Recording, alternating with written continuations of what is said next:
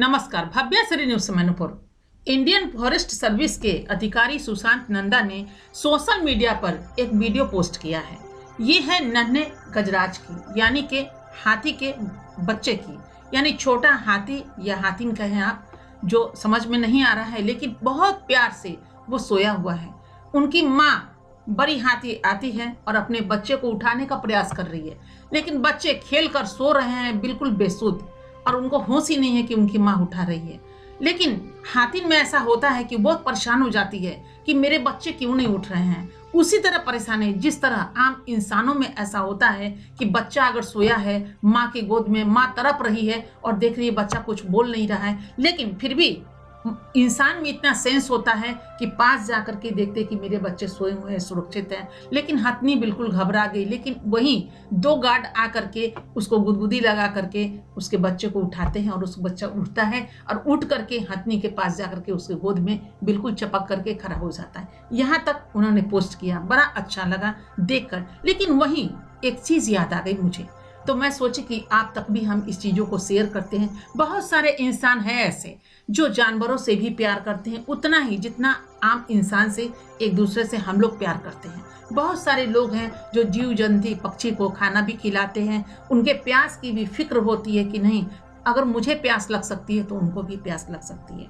कहते हैं कि फिल्म जिंदगी नहीं बनता, जिंदगी फिल्म बनती है। लेकिन यहाँ मैं आपको बताऊं, ये दोनों ही एक दूसरे का पूरक है। जैसे हाथी मेरी साथी पिक्चर देखा होगा, वहां भी एक दर्द ब्याह हुआ बेगर कसूर, यानी कि जानवरों में एक चीज देखा जाता है, ईमानदारी, वफादारी।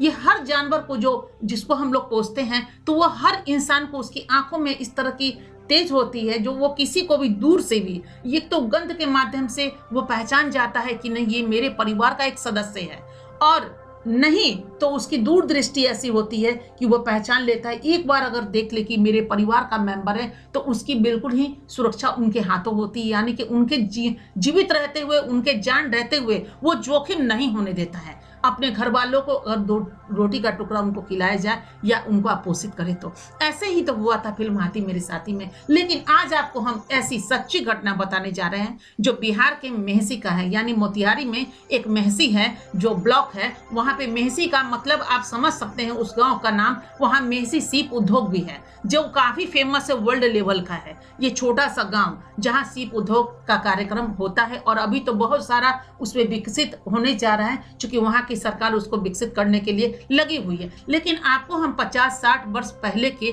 कहानी बता रहे हैं जिसमें एक हाथी को पाला गया था। कहते हैं लोग कि हाथी को पालना बहुत ही मुश्किल होता है, क्योंकि पालना आसान इसलिए होता है कि उसको खरीद कर पाला जा सकता है, लेकिन उसकी खुराक इतनी होती है कि बहुत कठिनाई हो जाती है उसको भरपेट भोजन देने में। उसको चराना पड़ता है, एक परिवार का खाना भी कम पड़ जाता है जितना एक दिन में हाथी का खुराक होता है। लेकिन कहते हैं बड़े बड़े राजा महाराजा भी पहले के जमाने में हाथी को रखते थे, कहते थे हाथी रखने से शान शौकत बढ़ती है। वैसे ही उसके बाद आ गई जमींदारी प्रथा कि जो लोग जमींदार होते थे तो कहते थे नहीं, हमारे दरवाजे पे हाथी घोड़ा पाल के सब रहेगा। तो ऐसे ही एक हाथी को उन्होंने खरीद लिया और खरीद कर अपने दरवाजे पे रख दिया। और हाथी बहुत प्यारा था, वो जाती थी, घूमती थी, सारा कुछ अपना करके फिर आकर के दरवाजे पे बैठ जाया करते थे। एक तो गांव का शोभा भी था, सब कुछ था, और वो बहुत प्यार करते थे अपने हाथी से, एक बेटे की तरह, एक बेटी की तरह, जिस तरह अपने औलाद से लोग प्यार करते हैं। लेकिन हम ये कहते हैं कि इंसान की सोच समझ सिर्फ अपनी जान तक ही होती है, और कहते हैं ना कि झूठ सम पाप कोई भी दुनिया में नहीं होता है। कभी कभी ये बचपन से हमें भी सिखाया गया है कि झूठ वहां पे बोल दीजिए जहां किसी की जान बचने वाली हो। अगर छोटा सा झूठ बोल करके अगर किसी की जिंदगी बच रही हो, किसी का नुकसान नहीं हो रहा है, तो उसकी जिंदगी को बचा देना चाहिए। लेकिन ऐसा झूठ कदापि मत बोलिए जिससे किसी को नुकसान होता हो।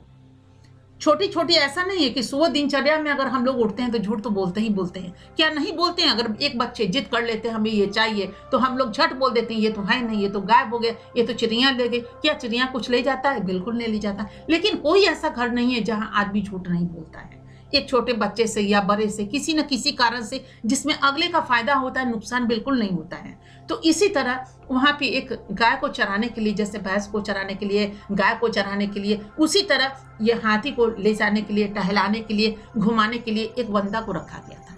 वो दूसरे गांव का बंदा था, उसको रखा गया वेतन भोगी पे। वो वेतन लेकर के डेली जाता, हाथी को चराता और चरा करके फिर वहां पे घर पे जमींदार जो थे उनके घर पे फिर ला करके रख दिया करता था। एक दिन क्या हुआ कि हाथी यूं ही घूम रहा था, और घूम रहा था तो इतनी छटपटाहट कर रहा था कि जो आदमी को देखता उसी की तरफ वो दौड़ जाता, जिस आदमी को देखता उसी की तरफ दौड़ जाता। इसको किसी ने आभास नहीं किया। वो सोचा कि नहीं, हाथी तो पागल हो गया है, इसीलिए वो किसी को जान से मारने के लिए उसके तरफ दौड़ रहा है। और जैसे ही हाथी उसके तरफ दौड़ता, उसी तरह क्या होता, वो आदमी कहीं ना कहीं किसी के घर में जाके, गांव में तो दरवाजा खुला रहता है, किसी किसी घर में बराबर बड़ा फील्ड होता है, कहीं से जाइए कहीं से अंदर चले जाइए। शहरों वाली बात तो होती नहीं कि डोर बिल्कुल बंद कर दीजिए। तो ऐसे में कोई आदमी किसी के घर में घुस जाता और पूरे गांव में ये हंगामा मच गया कि अरे हाथी तो पागल हो गया है, अब क्या किया जाए। अब उस जमींदार के पास सारे गांव के लोग चले गए, वहां मीटिंग हुई और उन्होंने कहा, पंचायत बिठाया गया, सरपंच आए, सारा कुछ होने के बाद ये बातें सामने में आई कि भाई अब क्या किया जाए। क्योंकि जो जमींदार होते हैं वो एक पंच भी होते हैं और वो वहां पे तय करते हैं कि क्या उचित है, क्या अनुचित है, क्या करना चाहिए और क्या नहीं करना चाहिए। तो डिसीजन उन्हीं के सर पे आया कि अब क्या किया जाए।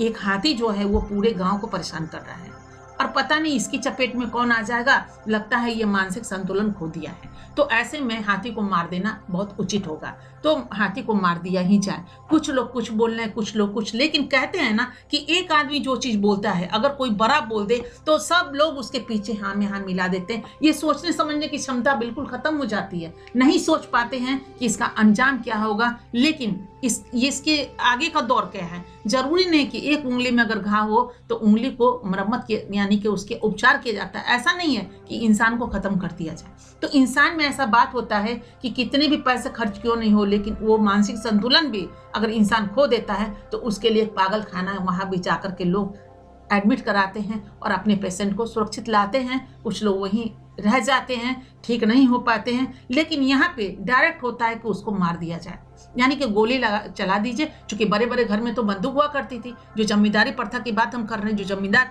हुआ करते थे। तो ये बात हुई कि नहीं भाई, इसको आप बंदूक से मार दीजिए, यही उचित रहेगा, तभी गाँव में शांति वातावरण होगा। अब उनकी तो जान निकल रही थी, ये सुनते ही एक बेटे को कैसे मार दिया जाए। क्योंकि जानवर और बेटे में कभी फर्क उन्होंने किया नहीं, उनको तो औलाद की तरह वो गजराज को मानते थे, उस हाथी को मानते थे। अब उनकी तो आंखों से आंसू निकल गई, आह निकलने लगा। क्या करे, वही तरफ थी जो श्री राम जिस समय 14 वर्ष वनवास के लिए जा रहे थे और दशरथ जी व्याकुल होकर के जमीन पे गिर गए थे, वही बिल्कुल व्याकुलता देखा गया उस जमींदार में। करे तो करे क्या, सारा गांव एक तरफ और वो एक तरफ, लेकिन डिसीजन तो लेना पड़ता है। वो भी डिसीजन उस समय भगवान श्री राम जब लिए थे, जब माँ सीता को घर से वंचित कर दिया गया था, अग्नि परीक्षा ली गई थी, बहुत कुछ। ये सब गांव वाले के कहने पे ऐसा हुआ था। इसीलिए कहा गया है कि कलयुग में वो हुआ जो सतयुग में हुआ।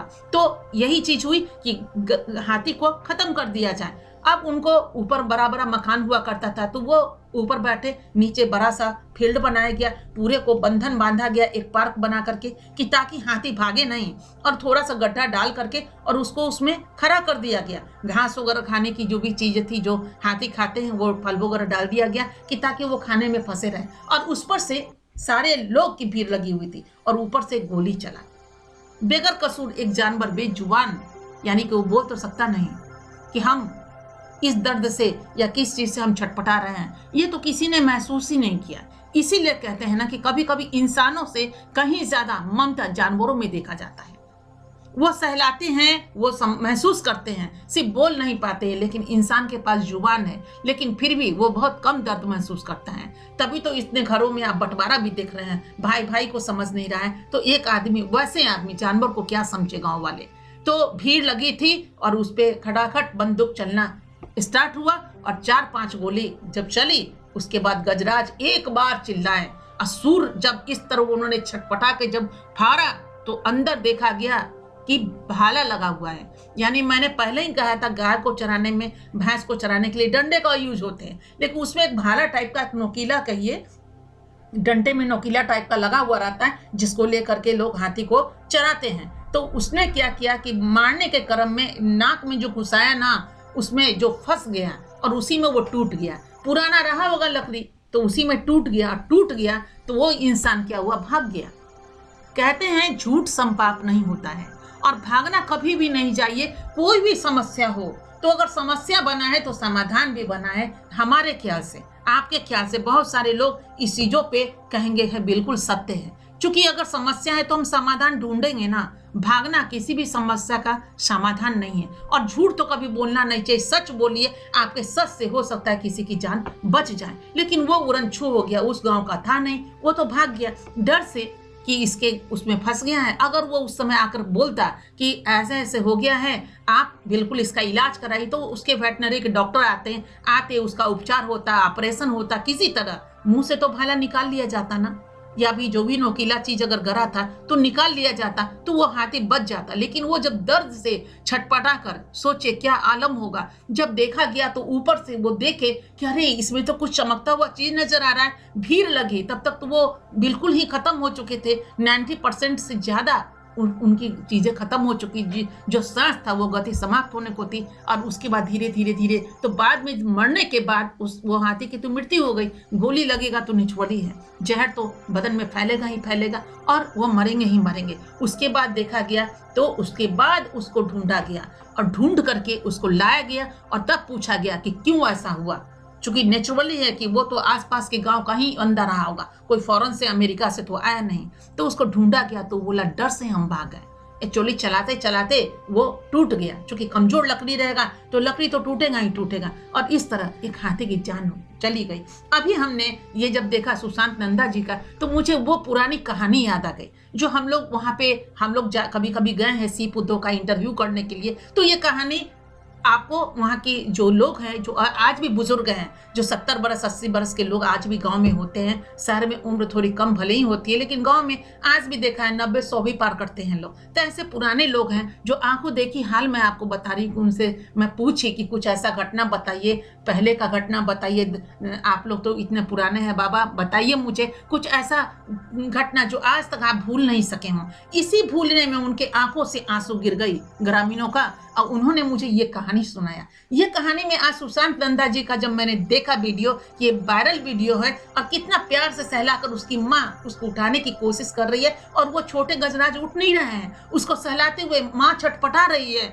तो उसके बाद 2 गार्ड आकर के गुदगुदी लगा करके वो बच्चे को उठाते हैं, और बच्चे जो गजराज है उठते हैं और आप माँ के करीब जाकर के सट जाते, और माँ बिल्कुल, चूंकि ऐसे तो वो लगाएगी नहीं, बिल्कुल करीब में अपने जो भी होता है सूरों से प्यार करती है, बच्चों को उस तरह प्यार करती है, तो वो लगा लेती है। ये देख करके मेरे आंखों से भी आंसू गिर गए। और हमने कहा कि नहीं, बेजुबान जानवरों में कुछ भी ऐसा होता है, वो करीब आना चाहता है तो हम महसूस क्यों नहीं कर सकते कि उसके अंदर कुछ ना कुछ छटपटाहट ऐसी है जिससे इस तरह का अनुभव वो महसूस करते हैं, और उनको कुछ और चाहिए। वो जानवर, सभी जानवर ऐसे नहीं होते हैं मरखंडे टाइप की, जिसको कहा जाता है कि लोगों को मारने के लिए तोड़ते, ऐसा कदापि नहीं। जानवर बहुत समझदार होते हैं, खासकर हाथी को तो बहुत समझदार कहा गया।